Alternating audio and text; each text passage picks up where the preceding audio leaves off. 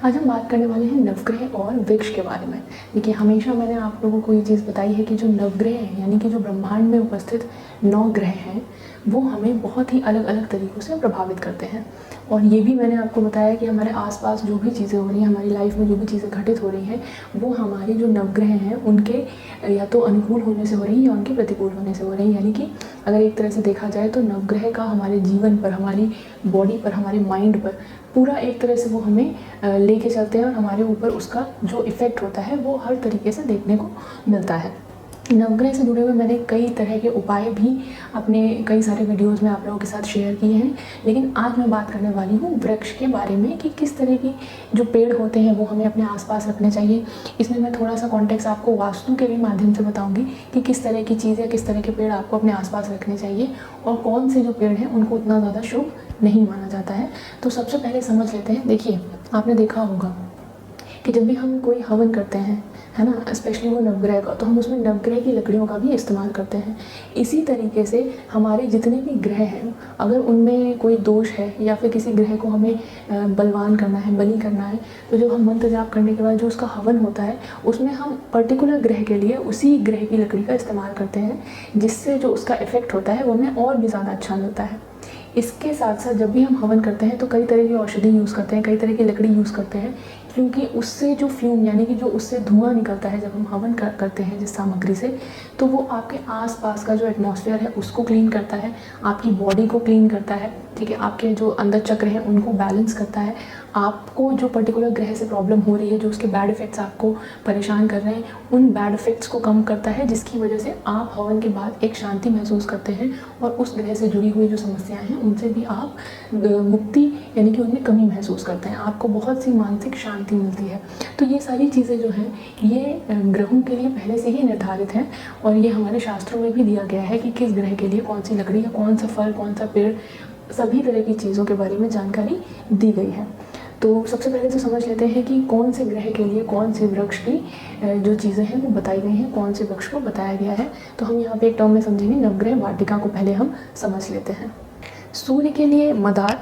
चंद्र के लिए पलाश, मंगल के लिए खैर के बारे में बताया गया है, बुध के लिए अपामार्ग, गुरु के लिए पीपल, शुक्र के लिए गूलर, शनि के लिए शमी का पेड़, राहु के लिए धूप और केतु के लिए कुशा को शुभ बताया गया है। तो ये जो सारे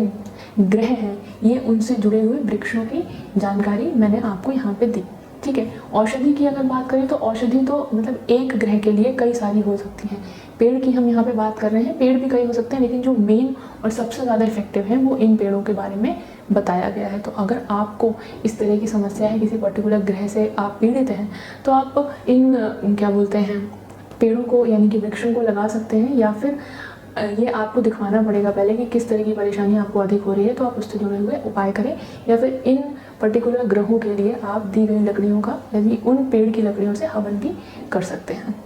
ठीक है। अब बात करते हैं थोड़ा सा, मैं वास्तु के कॉन्टेक्स्ट में आपसे बात करती हूँ कि वास्तु में भी कई सारी ऐसी चीज़ें हैं जो मना होती है कि जिनका होना पर्टिकुलर डायरेक्शन में या किसी भी स्थान पर उचित है या नहीं है। तो पेड़ की अगर बात की जाए तो अगर आपके घर में या आपके घर के आसपास कोई भी कांटेदार वृक्ष है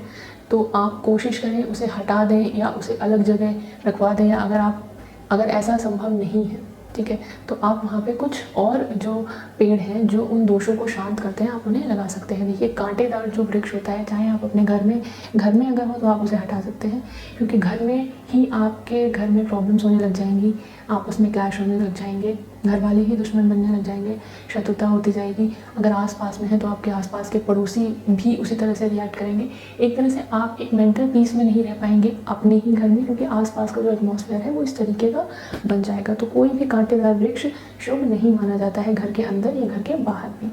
दूसरा है कि कोई भी ऐसा पेड़ जिसके पत्तियों से या जिस पेड़ से दूध निकलता हो, लिक्विड सा जो पदार्थ है वो निकलता हो, यानी कि दूध जैसे कई पेड़ों में आपने देखा होगा कि हमेशा दूध निकलता रहता है, ठीक है, तो ऐसे भी पेड़ घर में लगाना शुभ नहीं मानते हैं। ऐसा माना जाता है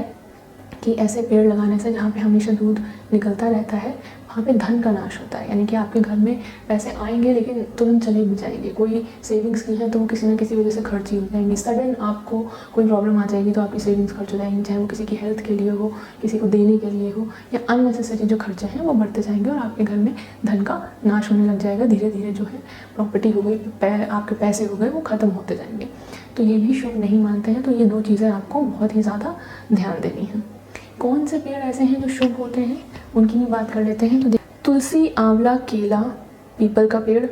नीम का पेड़, अनार का पेड़, अशोक, गुड़हल, चंदन, महुआ, बेल, आम, नारियल पेड़ आप जिस भी दिशा में लगाएंगे ये हमेशा शुभ फल देते हैं और आपके घर में सुख संपत्ति संपन्नता बनी रहेगी और आपका जो बॉडी है वो भी अच्छी रहेगी, मेंटल पीस रहेगा, हेल्दी रहेंगे, ये सारी चीज़ें रहती हैं। इसके साथ साथ अगर आप अपने घर में कोई भी लकड़ी का काम करवाते हैं तो ध्यान दें आपको किस तरह की लकड़ी का इस्तेमाल करना है। देवदार, खैर, शीशम, इस तरह की जो लकड़ियाँ होती हैं ये घर में अगर आपको कोई फर्नीचर बनवाना है, दरवाजे लगवाने, कुछ भी करना है तो उनके लिए बहुत ज़्यादा शुभ मानी जाती हैं। तो अगर इस तरह की लकड़ी आप यूज़ करते हैं तो आपके घर में सुख समृद्धि शांति भी रहेगी और आपका एक उन्नति भी आपको एक तरह से मिलेगी। अब बात करते हैं, जैसे मैंने अभी डिस्कस किया था कि कांटेदार या दूध जिनसे निकलता है उस तरह के पेड़ आपको देखना है आपके आसपास ना हो। फिर भी अगर वो हैं तो देखिए, पेड़ काटना कोई सोल्यूशन नहीं है और पेड़ों को काटना भी नहीं चाहिए क्योंकि हर एक जीव में जान होती है।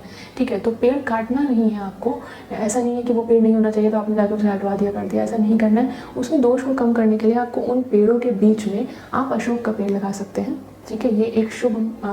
पेड़ माना जाता है और इससे जो आसपास की जो उस पर्टिकुलर पेड़ से प्रॉब्लम हो रही है उसके जो दोष होते हैं उनमें कमी आती है। तो ये कुछ बहुत ही बेसिक जानकारी थी जो मैंने आज आप लोगों को दी है। इससे जुड़ी और भी चीज़ें अगर आप जानना चाहते हैं और आने वाली वीडियोज़ में मैं आप लोगों को और भी चीज़ें बताऊंगी कि किस ग्रह के लिए पर्टिकुलर पूरा क्या पेड़ लगा सकते हैं, कब उसे लगाना है, कैसी परेशानी में उसे लगाना है, ये सारी चीज़ें भी मैं आप लोगों को बताऊंगी, जो कि मैं नवग्रह एवं वृक्ष से होने वाले उपायों के बारे में जब बात करूंगी तब आपके साथ डिस्कस करूंगी। तो आई होप ये वीडियो आपके लिए हेल्पफुल रहा होगा। जो भी चीज़ें मैंने आज आपको बताई हैं कि अगर नवग्रहों से कुछ प्रॉब्लम हो रही है तो आप ये पेड़ लगा सकते हैं या उन पेड़ों की लकड़ी से आप हवन कर सकते हैं, या फिर वास्तु के अनुसार जो मैंने आपको 2 चीज़ें बताई हैं उन्हें आप अपने घर के आसपास देखें और जो सजेस्टेड उपाय बताए हैं उन्हें करें।